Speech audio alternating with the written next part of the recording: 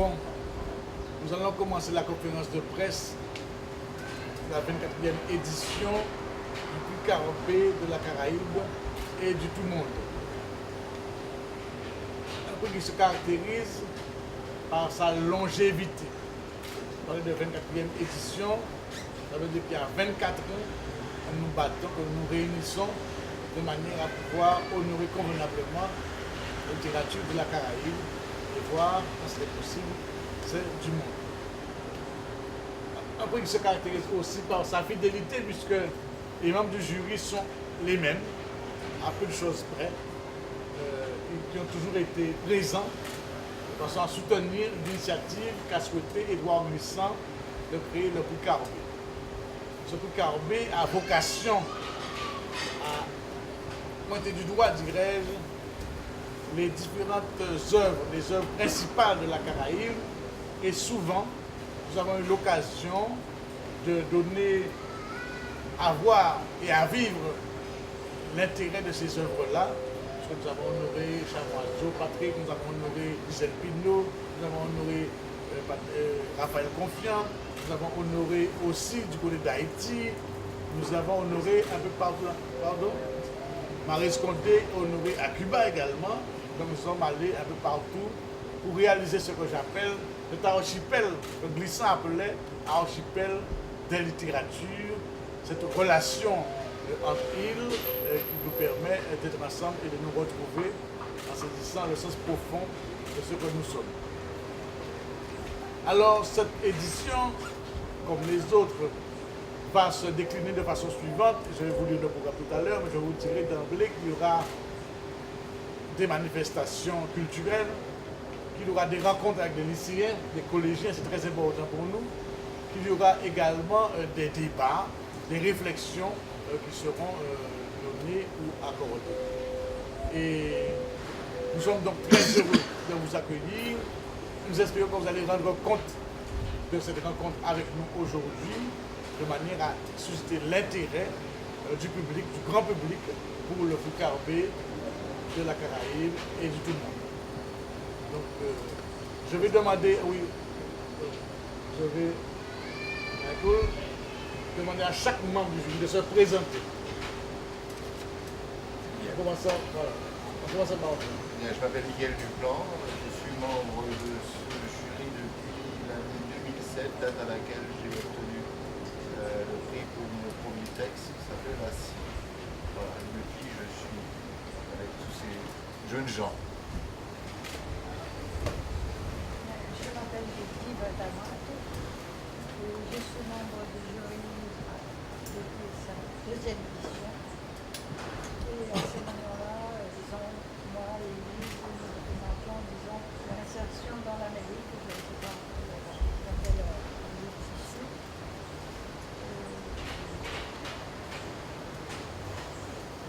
Les deux dernières années de notre équipe participé, donc ce sera la dernière question du jury.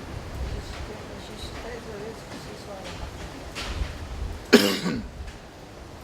Mon nom est Lise Gauvin, moi je viens de Montréal, je suis membre du jury depuis 1991, une année tout à fait particulière puisque nous avons donné le prix à Dany Laferrière cette année-là, qui était un écrivain beaucoup moins connu qu'il ne l'est maintenant.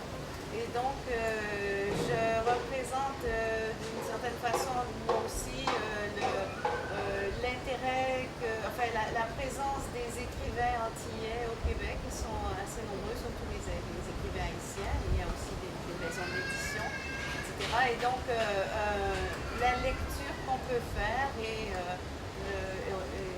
la diffusion qu'on peut faire de ces textes d'écrivains des Caraïbes dans les Amériques et en Amérique du Nord particulièrement. Voilà, il y a un intérêt aussi. Voilà, je suis Michael Dash, je suis de Trinidad, mais professeur maintenant à New York University. Dès le début, j'étais membre du jury du prix Carabé. J'ai traduit certaines œuvres de Glissant en anglais et je pense que je suis là pour représenter la Caraïbe anglophone globalement parce que j'ai vécu 20 ans à la Jamaïque aussi. bien, je suis Ernest Pépin et de la Guadeloupe, au Conseil général de la Guadeloupe, cabinet du président Gigot, au Conseil général. Et je suis avec le Carbé depuis sa création, également fidèle. Et je suis heureux et fier d'être le président de cette 24e édition et d'accompagner de cette manière-là l'idéal d'Édouard Glissant. Je suis Romuald Fontois, je suis à ma 3e édition du prix Carbet, donc je suis le plus vieux des jeunes, vous voyez autour de cette table. Je suis professeur à l'Université Paris-Sorbonne, je dirige le Centre international d'études francophones.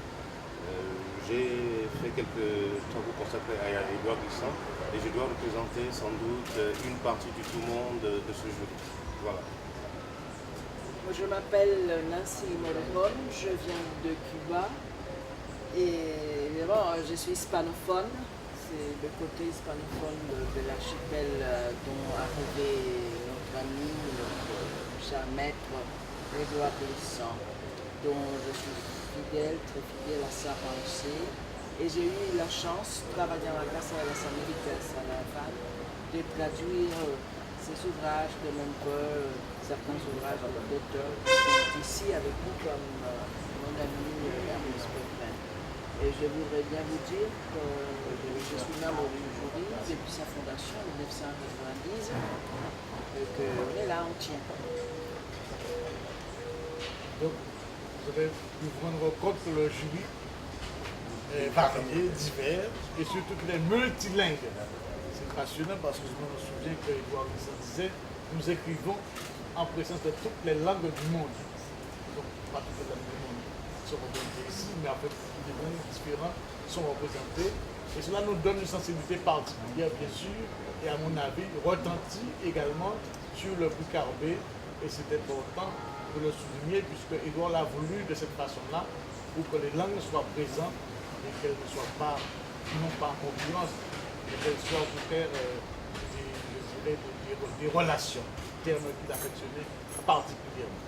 Est-ce que tu peux signaler à la presse aussi que nous avons 2 absents excusés, Evelyne Pouillot qui arrive ce soir, Oui. et Patrick Chamoiseau qui a une invitation maintenant. Alors je dis à haute voix ce que vous avez déjà entendu. Evelyne Pouillot va arriver donc ce soir, comme elle est excusée, mais elle sera là bien sûr. Et Patrick Chamoiseau, qui par ses obligations, nous accompagne, mais il n'est pas présentement avec nous. Je vous ai rappelé que justement la première édition du prix Carbet Caraïbes a eu un lauréat qui a été Patrick Chamoiseau avec un temps d'enfance. Même enfant, il aurait le prix de prix 2 ans après. Il me semble important de dire aussi, je dirais le programme, mais je voudrais le dire dès maintenant, que nous allons rendre hommage à d'importantes personnalités qui nous ont quittés. En particulier, bien sûr, Nelson Mandela, et également le docteur Ali Kerr, et également notre ami Alain Plenel, qui avait reçu le prix et qui nous a quittés également. Et tous ces gens-là méritent notre respect, notre considération et notre hommage. Et Édouard Glissant. Et bien sûr, Édouard Glissant, mais Édouard Glissant. Il est tellement présent. Donc,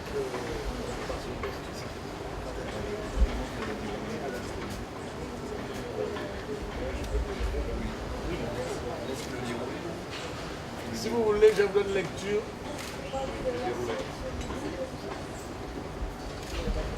Je parle de la liste du texte de sélection. La sélection est toujours comme d'habitude variée, de provenances diverses.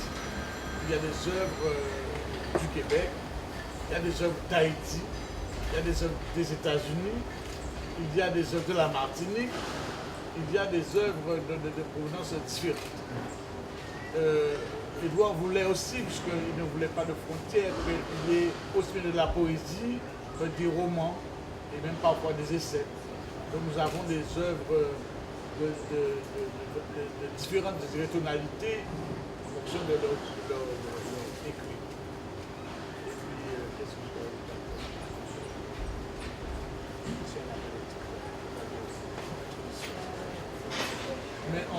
va vous donner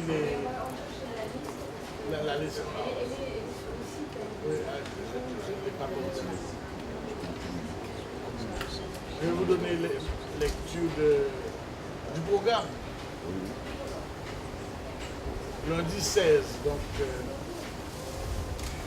à 10h30, conférence de presse à l'impératrice de Port-de-France, ce que nous sommes en train de faire, avec ce thème générique. Édouard Glissant, votre transversal, qui sera l'objet d'une rencontre à Pont-Saint-Jacques à 18h30.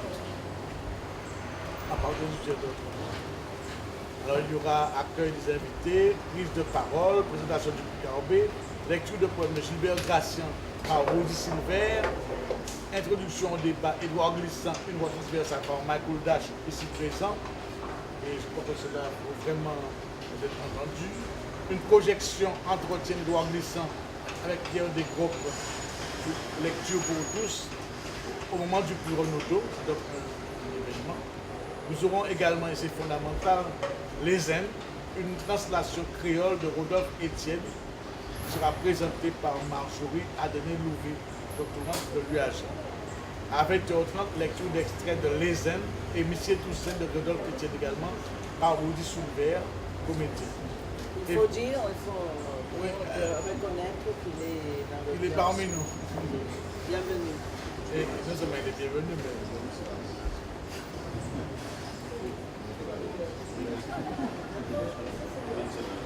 20h35, débat en compagnie des membres du jury du PKB. Donc Marjorie Adené-Louvet, doctorante, Rodolphe Étienne, ici présent traducteur, modérateur Hector Elisabeth. Nous aurons le mardi 17 récit autour de l'enfance à 10h. Rencontre avec deux membres du jury qui seront Evelyne Trouillot, Ernest Pépin, moi-même, et des élèves du collège de Gaudissart. Autobiographie et l'enfance dans la Caraïbe à 14h. Rencontre avec deux membres du jury, Michael Dash et Nancy Moricon, et des élèves du collège Édouard Glissant. Nous aurons aussi Édouard Glissant et les arts de la Caraïbe à partir de 18h. Soirée débat dans le cadre du séminaire de Dominique Berthet, modérateur de Dominique Berthet, avec Victor Anissé comme intervenant, Nancy Moricon et moi-même. Et nous aurons également un débat qui va se situer à l'ex-IFM. Le mercredi 18 décembre, discussion libre, 11h, rencontre avec tous les membres du jury et les élèves du lycée Chelcher. 19h, cérémonie de remise du prix Carbet de la Caraïbe et de tout le monde, 24e édition, à l'Agora de l'hôtel de Région. Le jury du prix Carbet, sur le Pépin, et un hommage, je l'ai déjà dit, à Édouard Glissant, à Alain Plenel, au docteur Pierre Aliquer et à Nelson Mandela. L'artiste Victor Anissette remettra au lauréat de trophée qu'il a spécialement créé pour l'événement. Donc, participation des artistes, donc par Jean Bernabé, par Colo Bart également et ses musiciens. Et jeudi 19 décembre, la jeunesse, 10h30, rencontre avec le président du jury du Carbet, moi-même, des élèves du collège Louis Delgrès de Saint-Pierre. 17h, Madame Dominique Taff, directrice des archives départementales, accueille les membres du jury pour une visite de l'exposition Aimé Césaire, Poésie et Politique. À 18h, conférence de Romuald Foncoa sur Aimé Césaire, archives départementales de la Martinique, 19 avril, c'est du Perse, dans son Fort-de-France.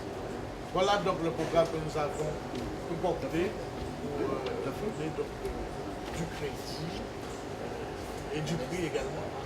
Oui, oui, je vais donner.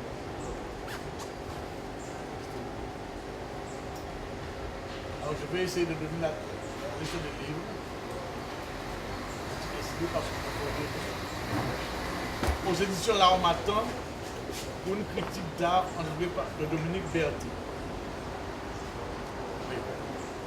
Aux éditions Actes Sud, Parabole du failli de Lionel Trouillot.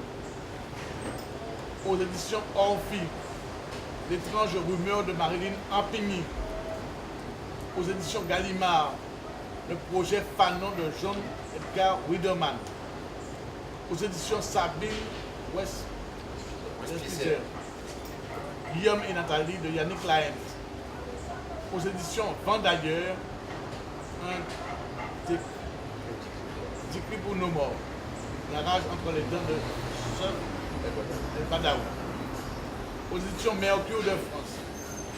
Balade d'un amour inachevé de Louis-Philippe d'Alembert. Aux frontières de la soif de Képli Barnes. Aux éditions Mémoire d'un crier, Dernière nuit de Cincinnatus, le conte de Michel Soucard. Jacques Roche, je t'écris cette lettre de Rodney Saint-Éloi. Et le pyromane adolescent de James Noël. Vous avez une vision et vous avez aussi la provenance des différents ouvrages, puisque les bonnes éditions qui ont voulu conclure dans le cadre de ce cours.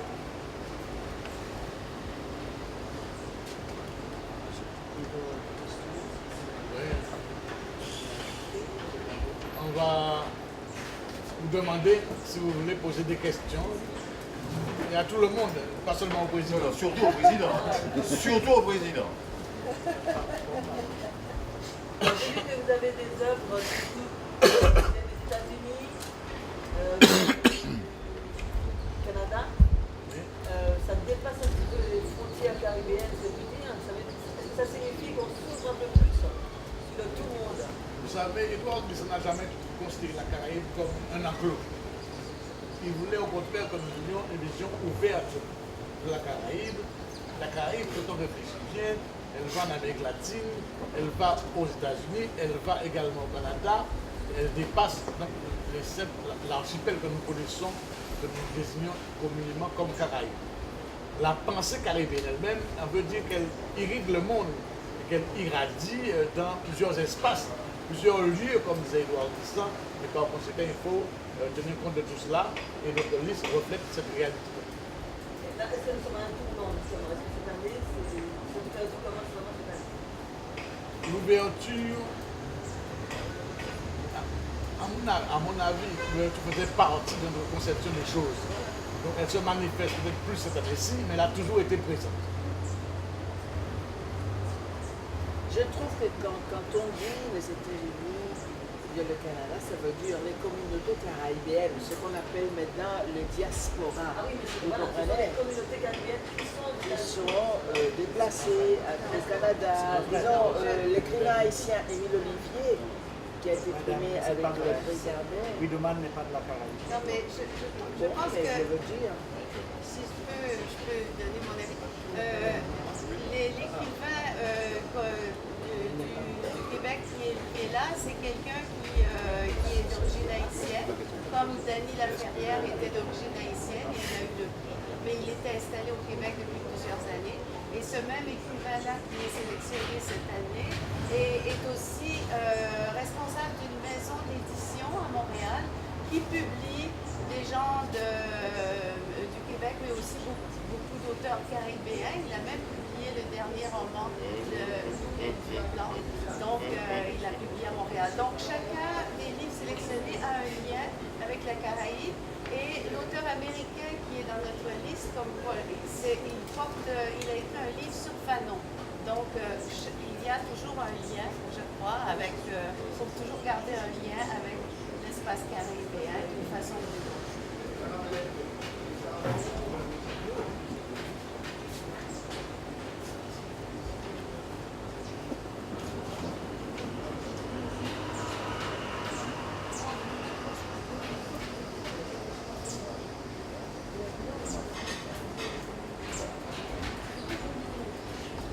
Ah, d'accord.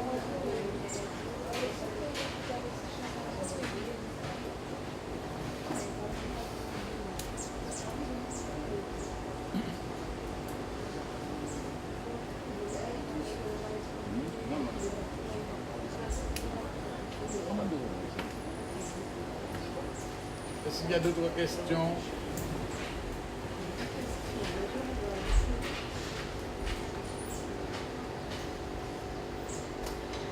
Alors, la dernière fois qu'il y a eu le prix Cardin Martinique, c'était en 2009. Je crois, c'était en 2009. Et ça va continuer à tourner comme ça?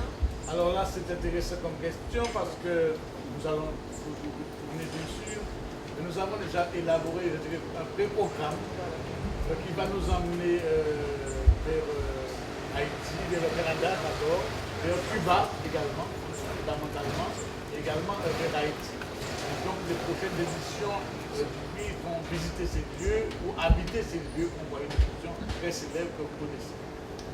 Jusqu'ici, peut-être plutôt Martinique, Guadeloupe. Oui, on va oui, s'ouvrir, oui, voilà, pour tout le monde. Vous m'avez dit Cuba. Cuba, on a parlé d'Haïti et du Québec.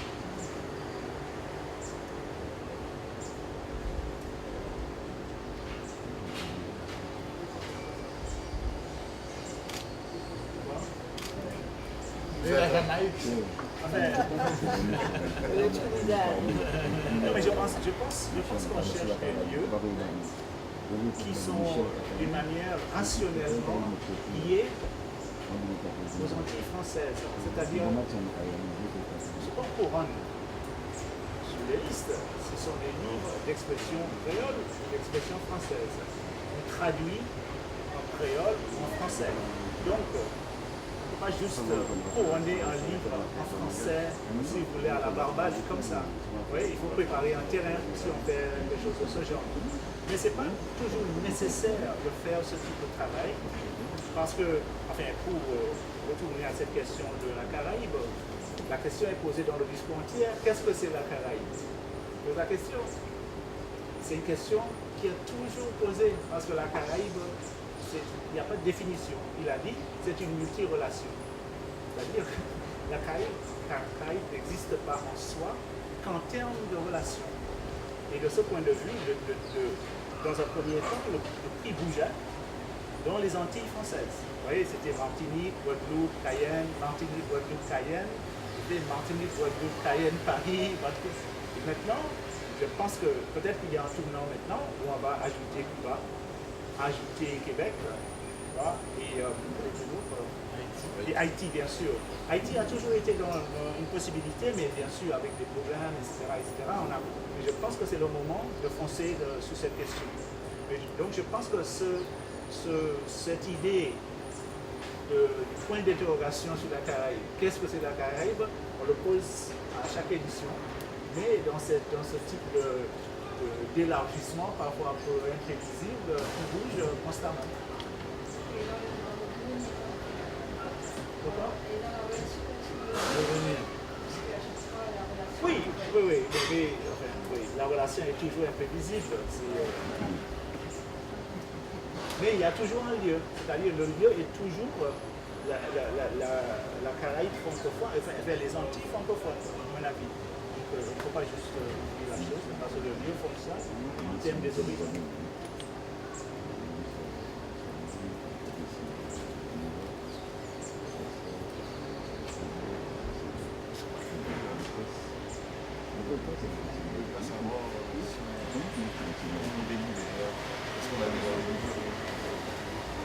Les critères sur lesquels vous vous basez pour la sélection.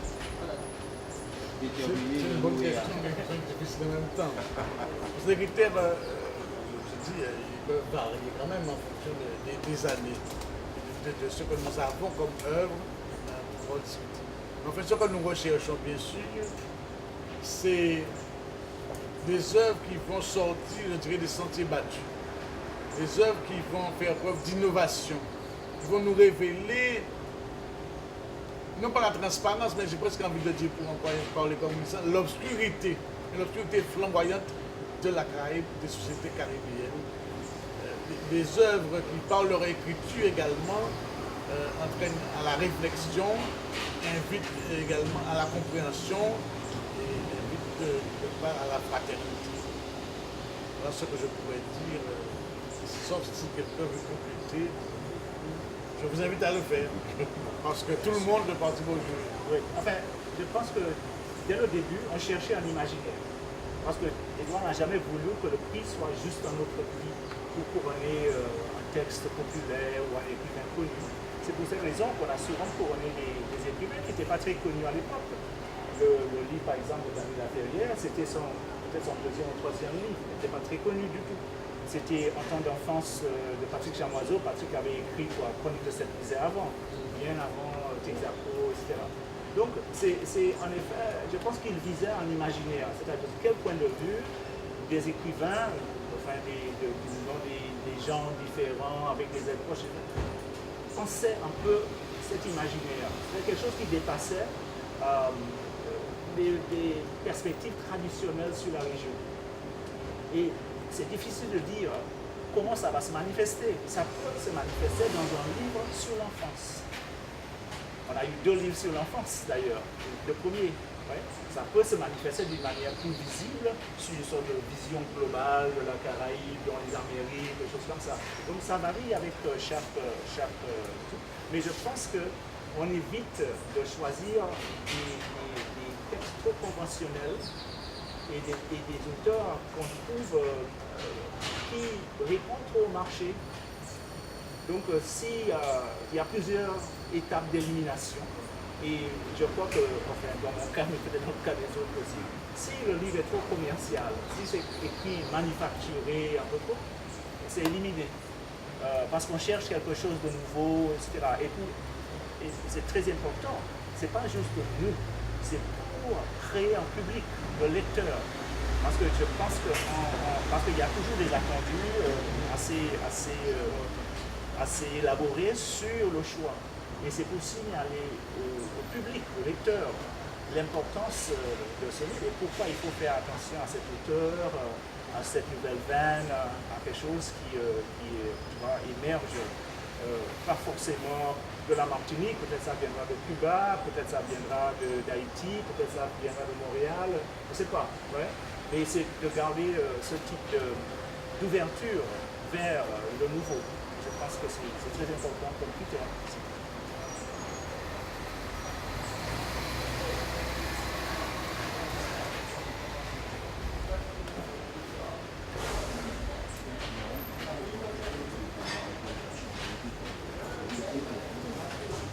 Alors, je vais répondre à la question. Oui, les débats sont houleux.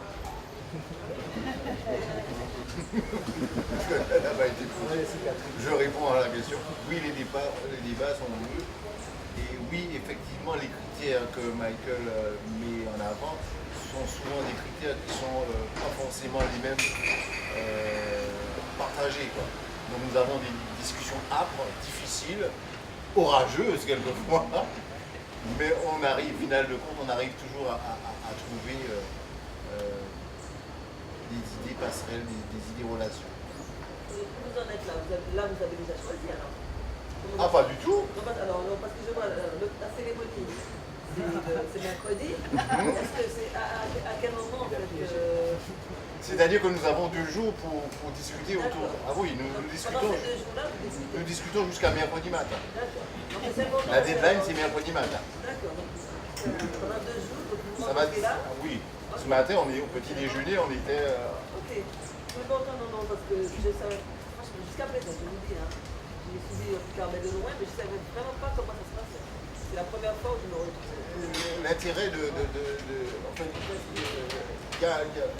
nous sommes depuis dimanche ensemble. Nous prenons le petit déjeuner ensemble, nous déjeunons ensemble et nous dînons ensemble. Et nous ne parlons que de ça, que de livres. Et nous avons des réunions de travail. Et nous avons des réunions de travail. Alors, et en fait, nous respirons et vivons Picardais pendant 3 jours. Nous ne faisons que ça. Et donc nous partageons nos idées et nous confrontons les choses.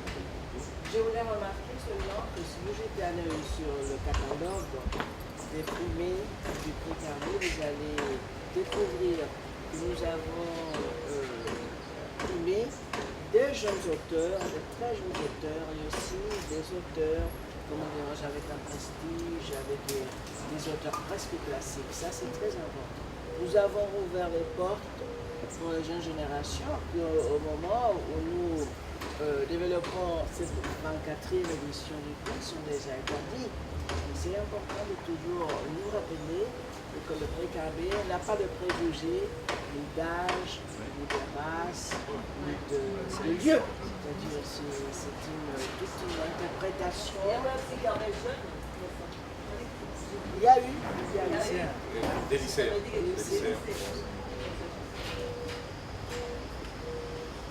Et il faut aussi dire qu'après 24 ans, il y a quand même une routine. Les gens se connaissent. C'est pas les mêmes. Ah non, c'est le même. Oui, c'est le comité permanent. Permanent, oui, voilà. Donc, les gens arrivent avec 2 ou 3 titres. Mais on reçoit les livres à l'avance aussi. Oui, bien sûr. On les reçoit à l'avance, les livres. On les reçoit chacun dans nos adresses respectives. On les lit avant d'arriver. Oui, non, mais... oui, l'idée c'est que nous ne les utilisons pas pendant les 3 jours. Nous arrivons, nous avons déjà tous nos livres. Donc après, nous confrontons nos idées sur nos impressions sur tel ou tel livre. C'est là que c'est la partie que je préfère.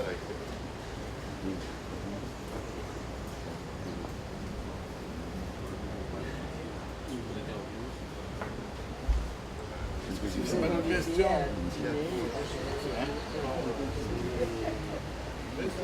C'est pas une question. On va clore après cette partie. Parce que je sais qu'il y a des gens qui veulent faire des interviews. En vous remerciant encore d'avoir répondu à notre appel pour cette conférence de presse du Carabé, de la Caraïbe et du tout le monde. Merci beaucoup. Président. Oui, le président, allez-y.